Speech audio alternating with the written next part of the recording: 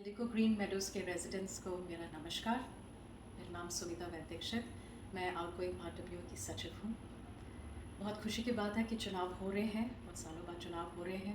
Contestants को हमारी बहुत बहुत शुभकामनाएं। आशा करते हैं कि हमारा इंडिको ग्रीन मेडोज़ जो एक बहुत बड़ा परिवार है, डिज़र्विंग कैंडिडेट्स को चुन के लेकर आएगा और उनको ईजीएम के अफेयर्स को मैनेज करने का मैंडेट देगा, जिम्मेवारी देगा। चुनावी माहौल है और इस समय इस आउटगोइंग आरडब्ल्यू पे कुछ इल्ज़ाम लगाए जा रहे हैं, आरोप लगाए जा रहे हैं, जिसका मैं स्पष्टीकरण करना चाहूँगी।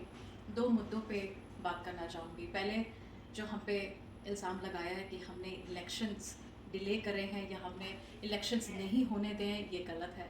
और दूसरा जो हम पे आरोप लगाया जा रहा है भ्रष्टाचार का। लेकिन इससे पहले मैं आप सबको ये बताना चाहूँगी कि सितंबर 2018 जब हम चुन के आए थे से लेकर 2019 सितंबर तक हमने बहुत काम किए, बहुत मेहनत से काम किए हैं, लगन से काम किए और ऐसे काम किए जो शायद एक साल में करना भी संभव नहीं थे।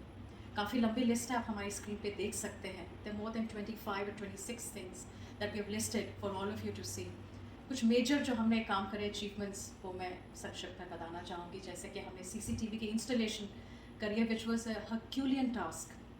मोर देन 70 कैमराज वर इंस्टॉल, एक प्रॉपर इंफ्रास्ट्रक्चर क्रिएट किया, नेटवर्किंग क्रिएट करी ताकि हमारे CCTVs फुली फंक्शनल हों और हमारी सिक्योरिटी और इम्प्रूव हो। उसके साथ प्ले स्टेशंस लगाए गए, बच्चों की किलकारियाँ और सुनने को मिलने लग गई, अच्छा लगता था, बच्चे हमारे खुश थे।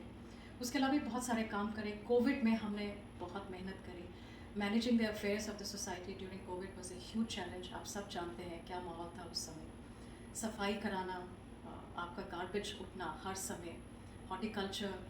उसके अलावा जो हमें कोविड ट्रैकर जो हम आप लोगों के साथ शेयर करते थे ऑलमोस्ट एवरी डे, सारे काम करना। और ये आरडब्ल्यू जो अपने घर से बाहर निकल के काम करते थे, आसान नहीं था। मैं कहती हूँ वो एक ऐसा समय, कठिन समय था जो किसी के लिए भी आसान नहीं था। काम इस आरडब्ल्यू ने निष्ठा से किया है। जो आरोप हैं वो हमें ठीक है, दुख लगता है, लेकिन जो हमारे पास फैक्ट्स हैं वो आपको जानना बहुत ज़रूरी है। पहला आरोप कि हमने इलेक्शन नहीं करवाने दिए या हम नहीं चाह रहे थे, हमने इलेक्शन प्रोसेस डिले किया। उसका स्पष्टीकरण ये है कि हमने election process soon after our tenure जो एंड हो रहा था सितंबर 2019 में हमने उसको इनिशिएट किया। अक्टूबर 2019 में हमने नोटिस जारी किया, स्पेशल GBM भी बुलाई गई, कोरम नहीं हुआ, फिर दोबारा हमने नोटिस जारी किया। तो ऐसा नहीं था कि हमने अपनी तरफ से सही समय पे नहीं शुरू किया, हमने एकदम सही समय पे इलेक्शन प्रोसेस शुरू किया।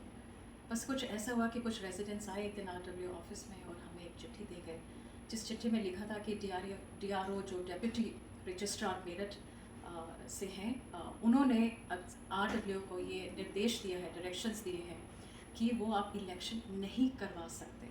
अर्थात ये आरडब्ल्यू के जो अधिकार थे इलेक्शन कराने का, जो उन्होंने शुरू करवा दिया था, वो अधिकार हमसे ले लिया गया।